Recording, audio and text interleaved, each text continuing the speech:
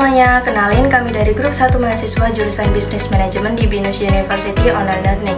Di video ini, kami akan mempresentasikan hasil dari tugas mata kuliah Bahasa Indonesia yang telah kami susun selama kurang lebih 2 minggu terakhir di bawah bimbingan Ibu Livia.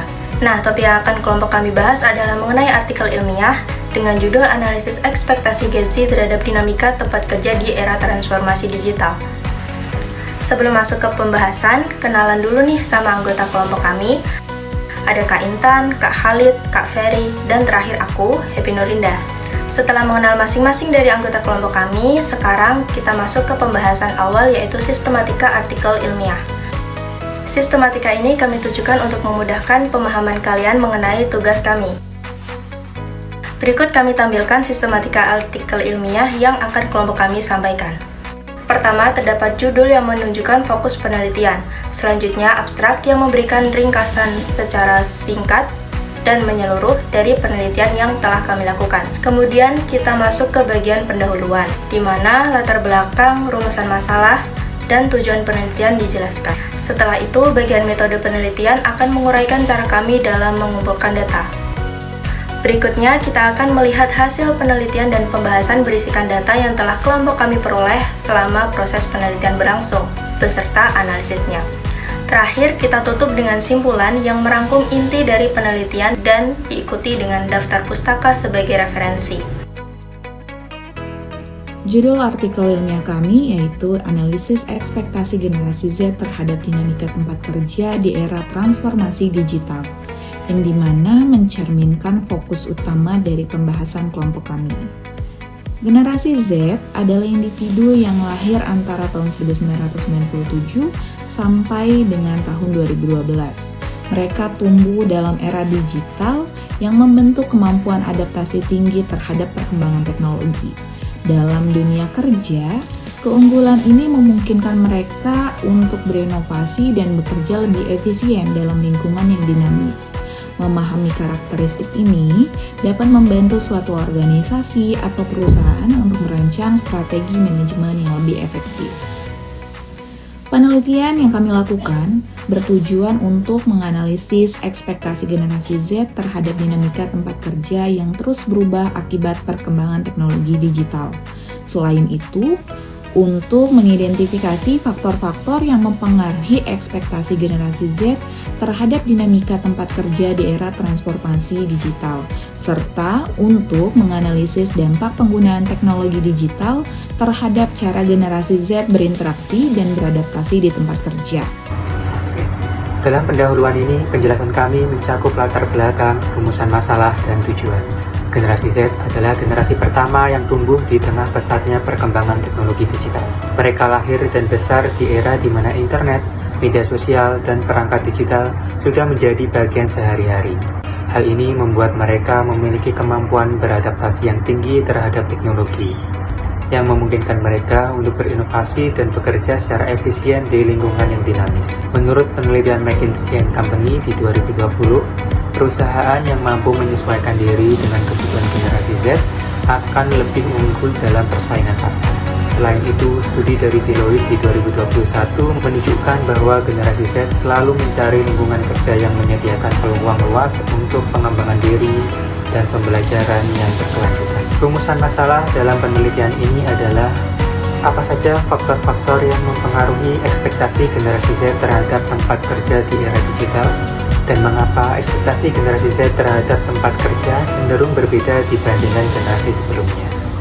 Dan tujuan penelitian ini adalah untuk mengidentifikasi faktor-faktor yang mempengaruhi ekspektasi generasi Z terhadap dinamika tempat kerja di era transformasi digital dan menganalisis dampak penggunaan teknologi digital terhadap cara generasi Z berinteraksi dan beradaptasi di tempat kerja.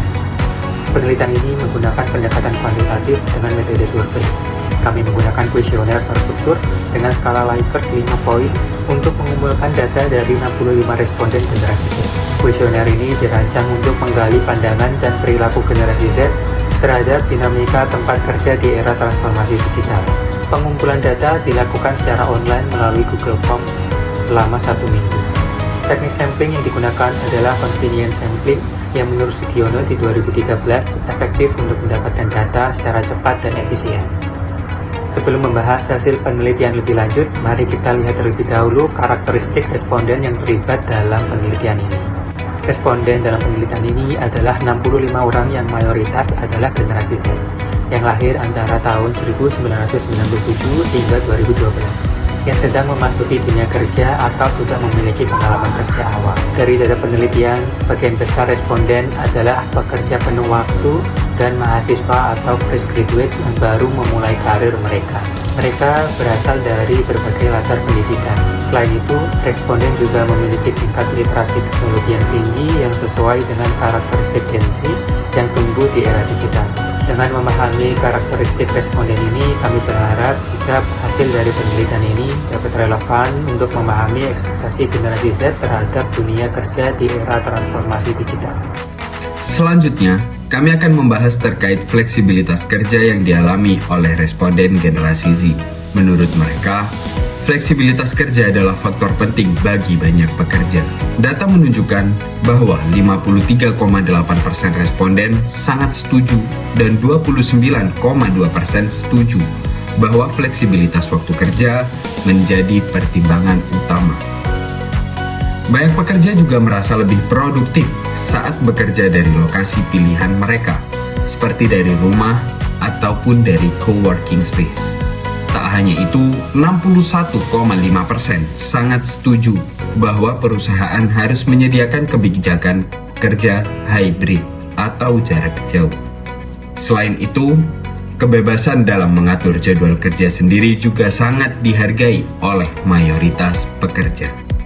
Kemudian, kami akan menjelaskan bagaimana penggunaan teknologi memengaruhi kinerja. Dari penelitian ini, hasil survei menyatakan bahwa teknologi memainkan peran besar dalam dunia kerja. Mayoritas pekerja sebanyak 81,5% sangat setuju bahwa teknologi modern membantu mereka bekerja lebih efisien. Selain itu, mereka lebih memilih bekerja di perusahaan yang menggunakan perangkat dan software terbaru. Akses ke pelatihan berbasis teknologi juga menjadi faktor penting dalam perkembangan karir. Dengan nilai 58,5% responden sangat setuju. Infrastruktur digital juga dinilai sebagai prioritas utama investasi perusahaan oleh mayoritas pekerja. Dengan teknologi yang tepat, efisiensi kerja meningkat dan perusahaan pun lebih kompetitif. Berikut kami juga menguraikan pengaruh budaya organisasi terhadap kinerja oleh responden generasi Z. Hasil survei menunjukkan budaya organisasi juga menjadi faktor penting dalam kepuasan bekerja. Sebanyak 78,5% pekerja sangat setuju bahwa lingkungan kerja inklusif dan menghargai keberagaman itu penting. Tak hanya itu, 72,3% pekerja sangat nyaman bekerja dalam tim yang kolaboratif dan mendukung inovasi. Terkait struktur organisasi, sebagian besar pekerja menghindari budaya yang terlalu hierarkis dan lebih memilih struktur yang fleksibel serta egaliter. Selain itu, keseimbangan antara pekerjaan dan kehidupan pribadi juga menjadi perhatian utama. Dengan 66,2% responden sangat sepakat bahwa perusahaan harus mendukung aspek ini. Berdasarkan hasil yang telah dipaparkan oleh anggota kelompok, kesimpulan yang dapat diambil dari penelitian kami adalah dari hasil survei terhadap 65 responden, terlihat bahwa sebagian besar responden, khususnya Gen Z, lebih menyukai fleksibilitas dalam waktu dan lokasi kerja yang dapat mendorong inklusivitas dan kolaborasi. Dengan menerapkan kebijakan yang adaptif, perusahaan juga dapat menciptakan lingkungan kerja yang lebih produktif, memuaskan, dan mendukung kesejahteraan karyawan secara keseluruhan.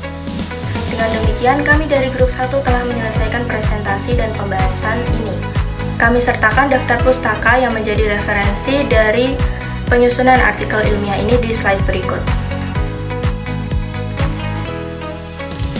Kami harap presentasi ini dapat memberikan wawasan yang bermanfaat bagi kita semua.